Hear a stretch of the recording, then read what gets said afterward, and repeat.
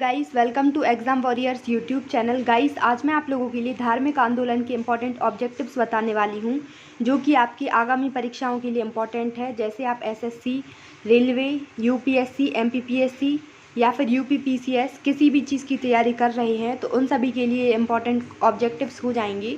तो गाइस, आज का जो हमारा पहला क्वेश्चन है वो हम देखेंगे। क्वेश्चन फर्स्ट है, मठ, मंदिर और स्तूप किस धर्म से संबंधित है? ठीक है, मठ, मंदिर और स्तूप ये किस धर्म से संबंधित है? ऑप्शन ए है बौद्ध धर्म, ऑप्शन बी है जैन धर्म, ऑप्शन सी है हिंदू धर्म या फिर ऑप्शन डी है ईसाई धर्म। तो गाइस, इसका राइट आंसर जो है वो है ऑप्शन नंबर ए, यानी कि बौद्ध धर्म।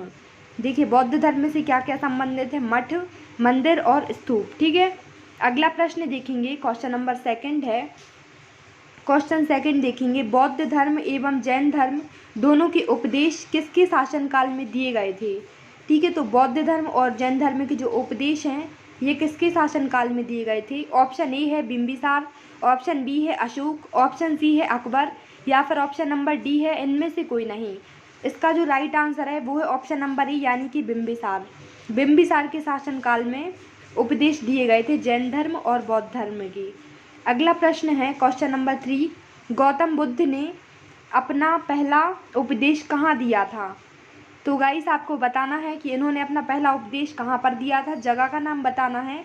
ऑप्शन ए है बोध गया, ऑप्शन बी है लुम्बिनी, ऑप्शन नंबर सी है सारनाथ या फिर ऑप्शन नंबर डी है इनमें से कोई नहीं। तो गाइस, इसका जो राइट आंसर है वो है ऑप्शन नंबर सी। ठीक है, यानी कि सारनाथ।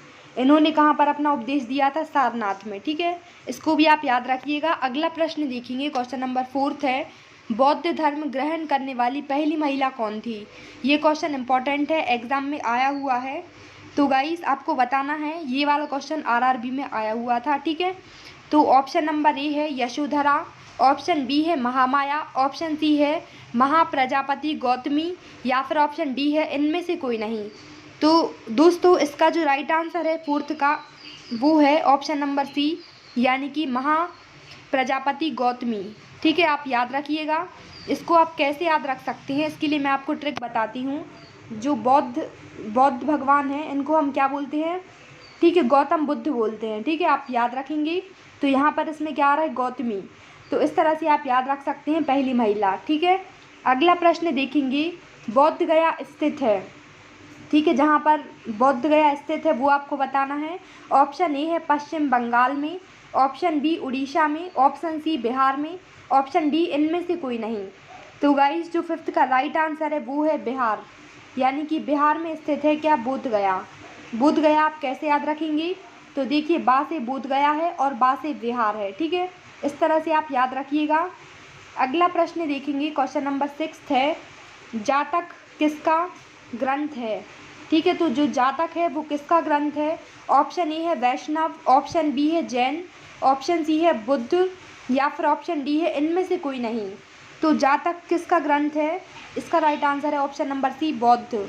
ठीक है, बौद्ध का ग्रंथ है जातक। इसको भी आप याद रखिएगा। अगला प्रश्न है क्वेश्चन नंबर 7, बौद्ध सिद्धार्थ को ज्ञान प्राप्ति कहाँ पर हुई थी? ठीक है, तो इनको जो ज्ञान की प्राप्ति हुई थी वो कहाँ पर हुई थी वो आपको बताना है, मतलब आपको स्थान का नाम बताना है। ऑप्शन ए है वाराणसी, ऑप्शन बी है सारनाथ, ऑप्शन सी है कुशीनगर या फिर ऑप्शन नंबर डी है गया। तो गाइस, 7th का जो राइट आंसर है ये है ऑप्शन नंबर डी, यानी कि गया। ठीक है, तो इनको ज्ञान की प्राप्ति कहाँ पर हुई थी? गया में हुई थी। ठीक है, ये भी आरआरबी में आया हुआ है क्वेश्चन। ठीक है, अगला प्रश्न देखेंगे, क्वेश्चन नंबर 8 है, सारनाथ में बौद्ध का प्रथम प्रवचन कहलाता है। ठीक है, तो बौद्ध का जो प्रथम प्रवचन था उसको हम क्या कहते थे सारनाथ में? ऑप्शन ए है महाभिनिष्क्रमण, ऑप्शन बी है महापरिनिर्वाण, ऑप्शन डी सी है पीताम्बर या फिर ऑप्शन नंबर डी है धर्म चक्र प्रवर्तन। इसका जो राइट आंसर है वो है ऑप्शन नंबर डी, यानी कि धर्म चक्र प्रवर्तन। ठीक है, क्या होता है? धर्म चक्र प्रवर्तन। ठीक है, तो बौद्ध का प्रथम प्रवचन ये कहलाता है धर्म चक्र प्रवर्तन। इसको भी आप याद रखिएगा। देखिए, यहाँ पर भी प्रवचन आ रहा है, यहाँ पर भी प्रवचन आ रहा है, बस क्या है यहाँ पर? धर्म और चक्र। अगला प्रश्न है क्वेश्चन नंबर 9, बौद्ध धर्म ने समाज के किन वर्गों पर महत्वपूर्ण प्रभाव डाला? ठीक है, तो कौन कौन से वर्गों पर उन्होंने महत्वपूर्ण प्रभाव डाला था? ऑप्शन ए है व्यापारी और पुजारी, ऑप्शन बी है साहूकार और गुलाम, ऑप्शन सी है युद्ध और व्यवसाय, ऑप्शन डी है महिला और शूद्र। इसका जो राइट आंसर है ये ऑप्शन नंबर डी, यानी कि महिला और शूद्र, इन पर इन्होंने क्या डाला था? महत्वपूर्ण प्रभाव डाला था। अगला प्रश्न है क्वेश्चन नंबर 10, बौद्ध के गृह त्याग का प्रतीक है। ठीक है, इन्होंने घर जो छोड़ा था, गृह त्याग किया था, इसका प्रतीक किसे माना जाता है? ऑप्शन ए है घोड़ा, ऑप्शन बी है हाथी, ऑप्शन सी है बैल, या फिर ऑप्शन नंबर डी है गाय। तो गाइस इसका जो राइट आंसर है ये ऑप्शन नंबर ए, यानी कि घोड़ा। ठीक है, तो घोड़ा को माना जाता है इनका गृह त्याग का प्रतीक, इसको भी आप याद रखिएगा। अगला प्रश्न है क्वेश्चन नंबर 11, गौतम बुद्ध द्वारा भिक्षुणी संघ की स्थापना कहाँ की गई थी? ठीक है, भिक्षुणी संघ की स्थापना कहाँ पर की गई थी ये आपको बताना है। ऑप्शन ए है सारनाथ, ऑप्शन बी कपिलवस्तु में, ऑप्शन सी वैशाली में, या फिर ऑप्शन नंबर डी है गया में। इसका जो राइट आंसर है गाइस वो है ऑप्शन नंबर सी, यानी कि वैशाली में। ठीक है, भिक्षुणी संघ की स्थापना कहाँ पर की गई थी? इसका right answer option C Vaishali. अगला क्वेश्चन है क्वेश्चन नंबर 12, सर्वप्रथम शून्यवाद, शून्यता का सिद्धांत का प्रतिपादन करने वाले बौद्ध दार्शनिक का नाम है। ठीक है, तो शून्यता का सिद्धांत किसने इसका प्रतिपादन किया था ये आपको बताना है। ऑप्शन ए है असंग, ऑप्शन बी है कपिलवस्तु, ऑप्शन सी है नागार्जुन, या फिर ऑप्शन नंबर डी है वर्धमान। तो गाइस जो 12th का राइट आंसर है वो है ऑप्शन नंबर सी, यानी कि नागार्जुन। ठीक है, तो शून्य का सिद्धांत इसका प्रतिपादन किसने दिया था? शून्यता का सिद्धांत का नागार्जुन ने। ठीक है, अगला क्वेश्चन है क्वेश्चन नंबर 13, महावीर का मूल नाम था। ठीक है, तो जो महावीर हैं जैन धर्म के 24वें तीर्थकर, इनका मूल नाम क्या था? ऑप्शन ए है सिद्धार्थ, ऑप्शन बी है गौतम, ऑप्शन नंबर सी है वर्धमान, या फिर ऑप्शन डी है इनमें से कोई नहीं। तो गाइस इसका जो राइट आंसर है वो है ऑप्शन नंबर सी, यानी कि वर्धमान। ठीक है, इनका जो मूल नाम है वो क्या है? वर्धमान। इसको भी आप याद रखिएगा। अगला प्रश्न है क्वेश्चन 14, मोस्ट इम्पॉर्टेंट क्वेश्चन है ये भी, किसे एशिया की रोशनी, द लाइट ऑफ एशिया कहा जाता है? ठीक है, तो द लाइट ऑफ एशिया किसे कहा जाता है?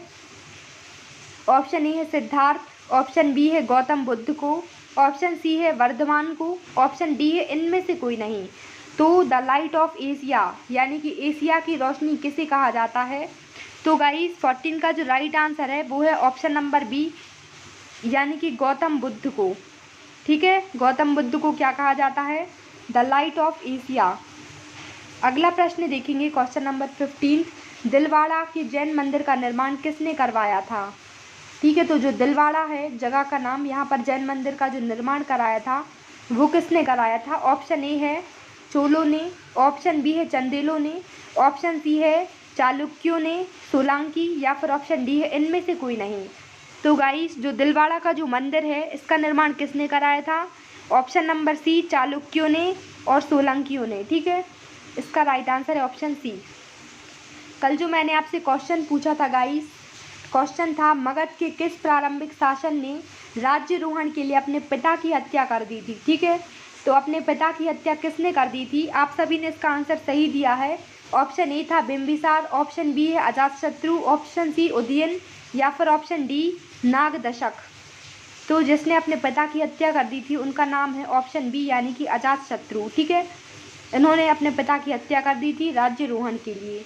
अगला प्रश्न जो है जो मैं आपसे पूछना चाहूँगी गाइस, इसका आंसर आपको कमेंट बॉक्स में बताना है। ठीक है, यदि आपको पता हो आप इसका आंसर कमेंट बॉक्स में दीजिएगा। ऑप्शन ए है त्रिपिटक धर्म ग्रंथ है। ठीक है, ये इसका आंसर आपको इसका जो पहले वाला पार्ट है उसमें मिल जाएगा, और इसका जो पहले वाला पार्ट है वो आप कहाँ से देख सकते हैं? आई बटन से देख सकते हैं और एंड स्क्रीन से भी देख सकते हैं। ठीक है गाइस, तो ऑप्शन ए है त्रिपिटक धर्म ग्रंथ है जैनों का, ऑप्शन बी है बौद्धों का, ऑप्शन सी है। गाइस आज मैं जिनका नाम लेना चाहूँगी वो हैं अपूर्वा जी। तो thank you so much Apoorva ji, आपने जो कल आंसर दिया था वो बिल्कुल सही आंसर था। गाइस यदि आप लोग भी चाहते हैं कि मैं अपने आने वाली वीडियोस में आपका नाम लूँ, तो गाइस आपको करना है मेरे चैनल को सब्सक्राइब, बेल आइकन को प्रेस करना है और एक अच्छा सा कमेंट करना है जो कि वीडियो का राइट आंसर होगा। ठीक है गाइस, तो मैं आपका नाम ज़रूर लूँगी। आज की वीडियो में इतना ही। Thank you so much.